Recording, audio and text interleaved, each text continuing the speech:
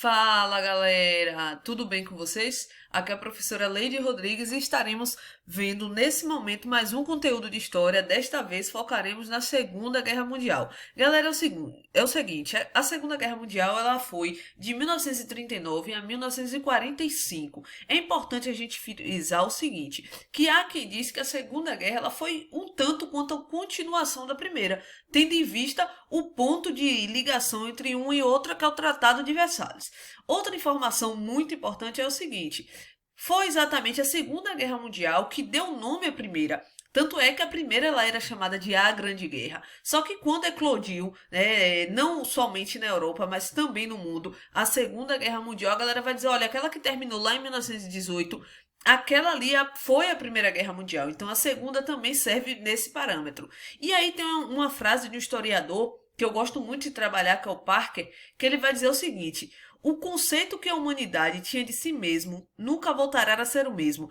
Então, analisando todo o contexto da Segunda Guerra Mundial, diante da quantidade de mortos, das atrocidades acometidas, né, de um evento dentro do século XX que muda toda a estrutura social, não somente da Europa, como eu já disse para vocês, mas também dos países na América, ou seja, no mundo, segundo ele, a crueldade que foi utilizada, né, as armas que foram criadas, os mecanismos de defesa que foram utilizados, fez com que a humanidade perdesse um pouco daquilo que um dia teve. Então, depois da Segunda Guerra, ele vai dizer, olha, depois que a Segunda Guerra aconteceu, nada mais voltará a ser como era antes. E, de fato, a gente percebe que muita coisa mudou pós-Segunda Guerra e nós veremos aqui neste momento. Então, bora lá, dando sequência aqui.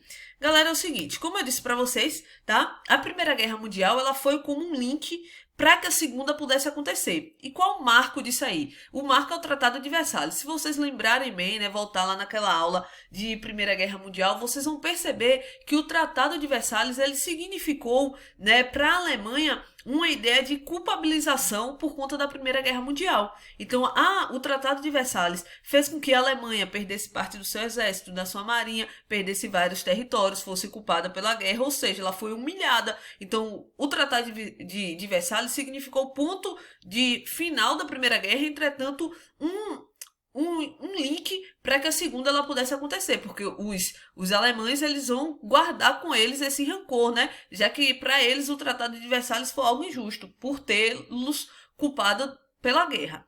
E aí acontece que no ano de 1929 a gente também já viu, né, acerca da crise. E essa crise provocou uma onda de problemas, não somente no cunho econômico, até porque o problema econômico ele não é somente problema econômico. A gente sabe que o problema econômico ele vai acarretar outros problemas sociais, né? Uma série de outros problemas. Então a crise que chocou o mundo em 1929, ela fez favorecer o crescimento do nazismo. E por que o crescimento do nazismo dentro desse contexto? Se estávamos vivendo uma ordem e que os governantes não estavam conseguindo mudar, trazer uma certa dinâmica ao país que estava enfrentando a crise de 29, eis que vai surgir os grandes líderes, grandes, percebam, tá, aspas, os grandes líderes tentando melhorar, né, mudar a forma como essa crise vem atingir os seus países. Então, na Alemanha, a gente vai ter o Hitler, que assume o poder na Alemanha, e o Hitler vai implantar o nazismo. Entretanto, ele não foi o único. É importante a gente frisar que durante a crise de 1929, outros regimes totalitários vão se espalhar pelo mundo, né? A gente já tinha, por exemplo, né, o stalinismo acontecendo, que foi o único desses regimes, o único de esquerda, e a gente vai ter outros regimes de direita, como, por exemplo, Hitler na Alemanha, com o nazismo, a gente vai ter o Mussolini na Itália, a gente vai ter o Vargas, sim, galera, o Vargas implantando Estado Novo aqui no Brasil, a gente vai ter o Salazar em Portugal, a gente vai ter o Franco na Espanha, ou seja, uma onda de líderes mundiais aí, né, que vai através do totalitarismo tentar mudar a dinâmica dos seus países e sair dessa crise. E aí quando Hitler assume o poder na Alemanha, né, ele vai construir uma série de obras públicas, ele vai incentivar a fabricação de armas que era proibidas, entretanto ele vai seguir ali, ele vai também organizar equipamentos militares, fabricar bens duráveis. Então Hitler ele começa a tentar criar essas mudanças no cenário da Alemanha, e isso faz com que as pessoas comecem a ver Hitler como de fato um grande líder. Além disso, ele também vai pensar nos direitos dos trabalhadores, então ele vai dar férias, vai criar o clube de lazer no qual o trabalhador vai poder passar o final de semana com sua família, vai criar mecanismo para facilitar as pessoas a adquirir os bens de consumo, ou seja, ele vai fazer uma série de modificações na Alemanha e as pessoas começam a ver de fato Hitler como um grande líder. E uma das características dos regimes totalitários é esse culto ao líder, né? Além disso, o que é que Hitler vai fazer? Ele vai recuperar aquelas regiões que pertenciam à Alemanha. Lembra que o Tratado de Versalhes fez com que a Alemanha perdesse vários territórios? Hitler vai sair, conquistando. Lembrando, ele não poderia fazer isso. Entretanto, ele vai burlar o sistema, né? Vai burlar aquilo que tinha sido acordado e ele começa a reconquistar esses territórios. E aí o que é que acontece? Segundo Hitler, ele agora estará construindo na Alemanha o Terceiro Reich. Tá? E o que é o Terceiro Reich? O Terceiro Império Alemão. Segundo ele, a Alemanha já tinha vivido dois momentos de glória, né? O primeiro Reich, que é o Sacro Império Romano Germânico, né? A formação desse império. O segundo Reich, né? Que tem a ver com a formação do Império Alemão ali pós a unificação alemã. Isso são os dois momentos de glória. E ele agora estará implantando o terceiro momento de glória. E para implantar esse momento de glória, né, além de reconstruir uma cidade que estava destruída no pós-guerra, ele passa a reconquistar as terras que ele havia perdido mesmo sem poder. A primeira terra deles que ele vai conquistar é o seguinte, é a Renânia.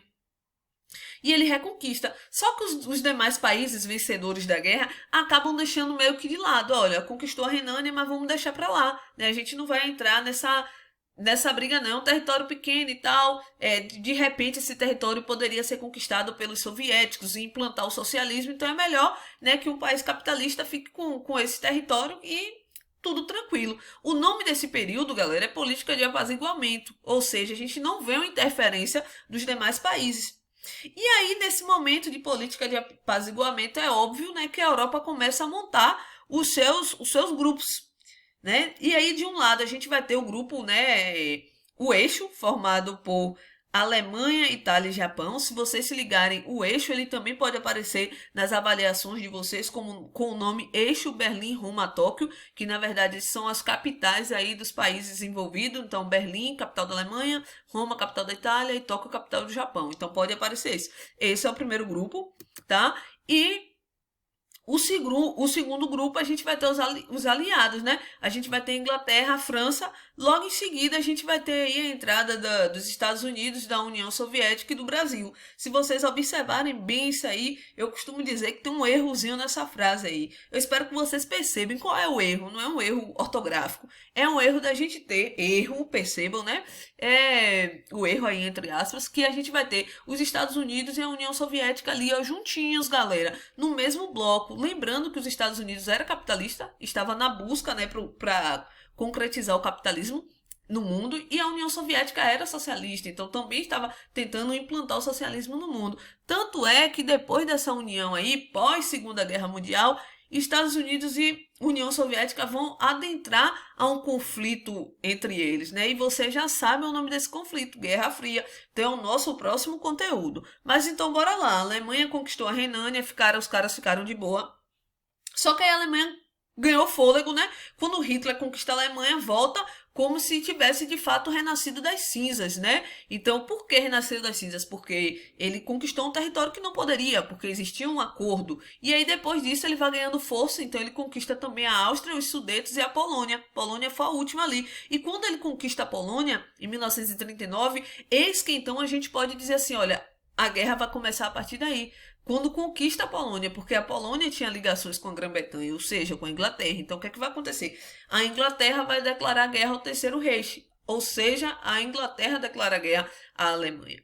E de que forma essa guerra vai acontecer? Essa ofensiva, galera, essa guerra acontece, né? Ela é chamada de Blitzkrieg, ou seja, uma guerra relâmpago. O que significa uma guerra relâmpago? A gente vai ter os países se organizando da seguinte maneira.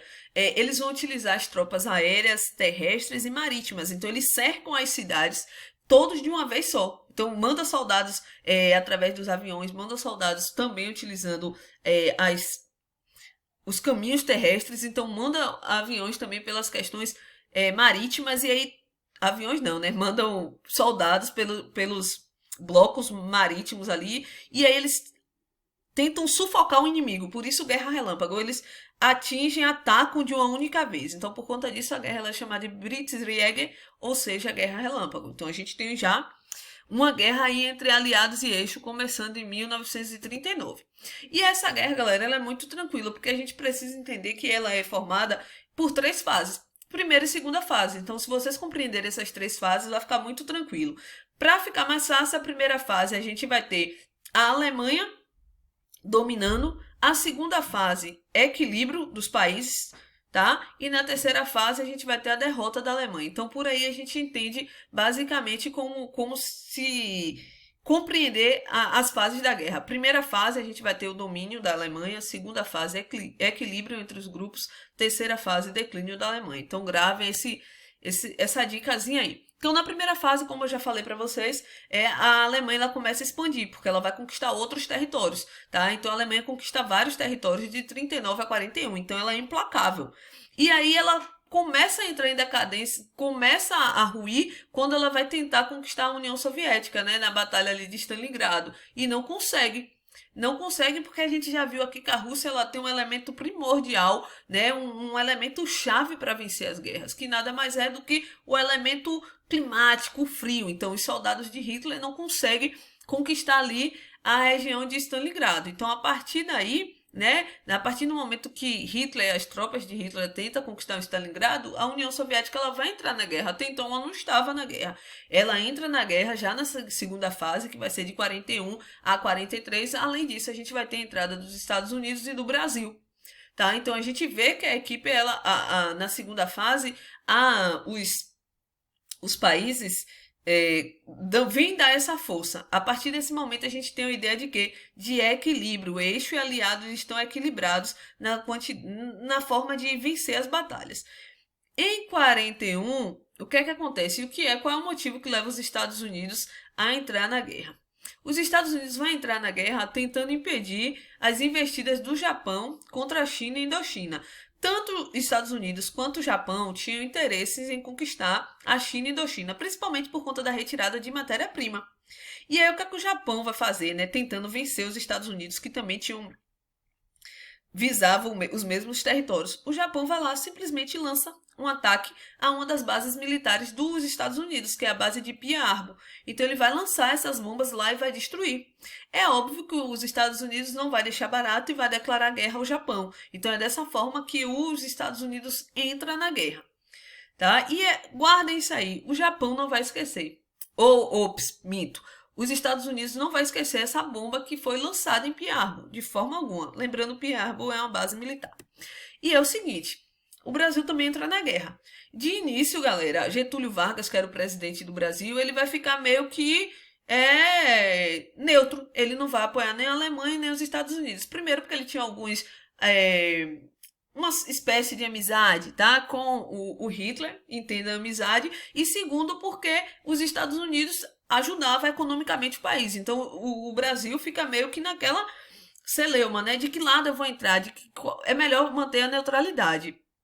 Entretanto, chega um momento que é impossível, tá? Se manter neutro. Os Estados Unidos pressionam o Brasil entra na guerra e vai enviar uma série de soldados aí para a Alemanha.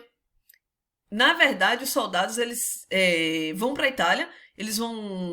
A Itália havia sido já ocupada pelas forças nazistas, então o Brasil vai encaminhar os militares, né? Vai encaminhar 25 mil militares da FEB, né? Que é a Força Expedicionária Brasileira, que são os pilotos, tá? E aí... Não, a FEB é a Força Expedicionária Brasileira, ou seja, o Exército. E também vai enviar 42 pilotos e 400 homens de apoio da FAB, que é a Força Aérea Brasileira. Então, é com essa equipe aí que o Brasil vai para a Itália. E acreditem vocês, né? Os soldados brasileiros vão vencer batalhas na Itália e vai voltar com pouquíssimas baixas. Então, ou seja, pouquíssimas pessoas morreram. E a gente volta no próximo vídeo dando continuidade falando aí da importância no Brasil na guerra. Certo, galera? Voltamos já já.